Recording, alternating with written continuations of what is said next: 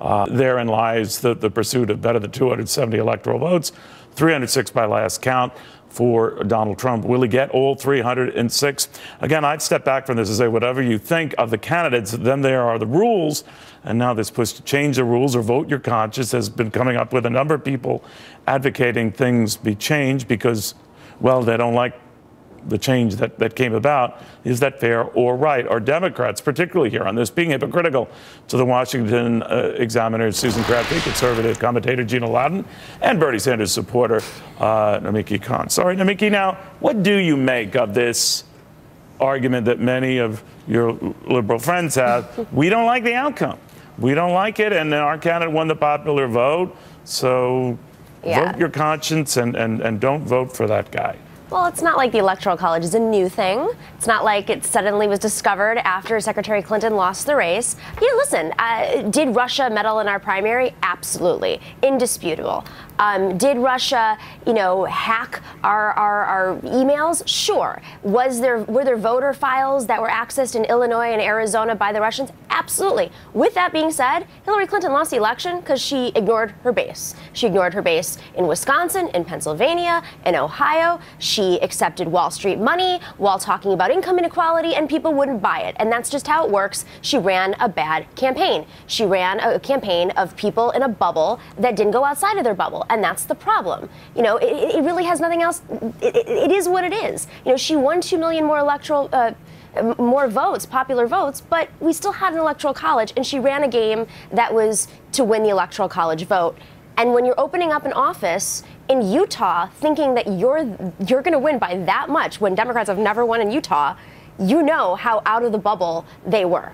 Outside of the bubble, like the real people are. Are you sure your name is not Gina Loudon? No, I'm a Bernie Sanders supporter, so I understand. No, Gina, what do you make of that argument? I mean, it could easily just be yours, right? It could easily be mine. And I tell you what, that is so good to hear, coming in particular from Nomiki. But you see, this is the thing. The Washington insiders, and I would say this extends, Neil, sadly, far beyond the Democrat Party, the Washington inside elite still does not understand this. The media elite still has no idea that, for example, Fox doesn't get good ratings just because they have a lot of people that believe what they say, but it's also because the other media does such a poor elitist job.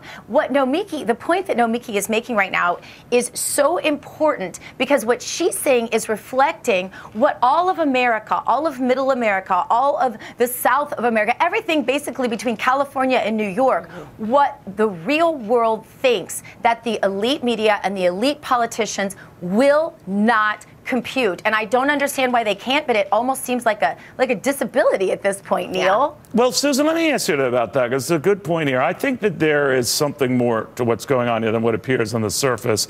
And I think that most people know, even those Hollywood actors and actresses who are pushing this, vote your conscience, and for God's sake, don't vote for him, they kind of know he's going to win. But they also hope that by doing this, you can cut down on this talk of a mandate for Donald Trump. And even though the Republicans will have a run of the table with control of the White House, the Senate, and the House, that they will not be emboldened to do too much. And that's their goal here, to make it look like he's an illegitimate leader or a weakened leader. What do you make of that? Oh, of course. I think it's an effort to undermine his presidency before it even gets started. I wonder if we would have this kind of push if Joe Biden had run. He was connecting. He has a reputation of connecting with voters in very difficult states. I mean, we didn't had Hillary Clinton not even go to Wisconsin in the final months, and she was almost bragging about the fact that she wasn't getting there. And then Donald Trump gets there, and he's speaking directly to voters' concerns. It's been a very uneven economic recovery under President Obama's leadership, and now he wants to talk about Russian hacking. Russian hacking, he wasn't very concerned about some of the. I was a White House reporter. I've covered his whole policy on cybersecurity. Back when North Korea was attacking Sony Pictures, there was some sanctions, but there wasn't much outcry. The OPM, at the very same time, they knew that OPM was being hacked, and millions. First, it was 4 million people's personal data, social security numbers, etc., were being taken. Then it was 15 million. Then it was 21 million. So there was a long record of this and not doing anything about it. But no, I mean, I guess the soul searching that Democrats are going to do gets back to what you were saying about the Bernie Sanders supporters and what they say the party had to be, and they grudgingly accepted Hillary Clinton as the nominee. But a lot of things that came back to haunt her and haunt the party came to fruition. What do you think the message here is for Democrats right now? Everyone's going to do the whole navel-gazing thing, but what do you suggest now?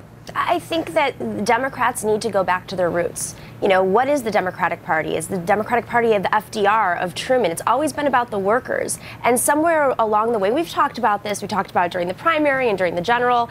We lost our way because we became a fundraising party. We started looking for candidates that could raise money so we could keep up with the Republicans. We started playing the Republican game versus the Democratic game. And we're two very different parties with two very different memberships.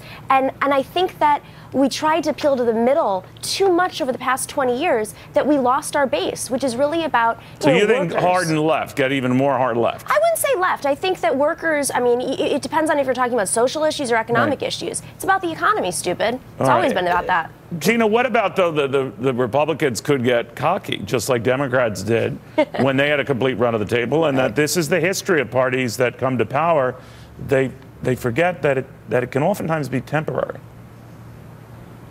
Yeah, but the problem, Neil, I think that the voters I think especially the Donald Trump brand of voter is going to do a lot to keep the elite in Washington, D.C. Very much accountable. I don't think that the people this time are going to settle for some of the elitist tactics that we've seen in the past with some of the other administrations that were Republican. So I'm not as worried about that sort of intoxication. What I am worried about is the thing that always seems to happen to Republicans, where they get tripped up between those that are really there to serve and those that are really there to serve themselves. Because as we've seen with both parties, the power and the money are incredibly intoxicating.